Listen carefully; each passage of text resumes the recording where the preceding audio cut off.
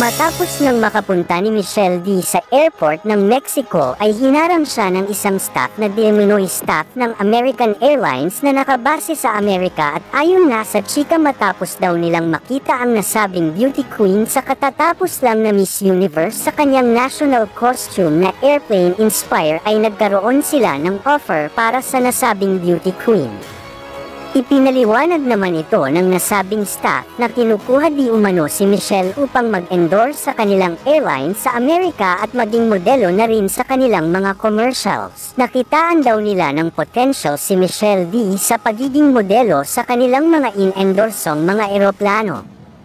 Ayon sa chika, malaki daw na halaga ang offer ng nasabing staff na umabot di umano ito ng $1 billion na kontrata. Isang bonggang blessings at opportunity naman ito para sa nasabing Pinay dahil simula na ito ng kanyang karera bilang isang sikat na modelo sa ibang bansa.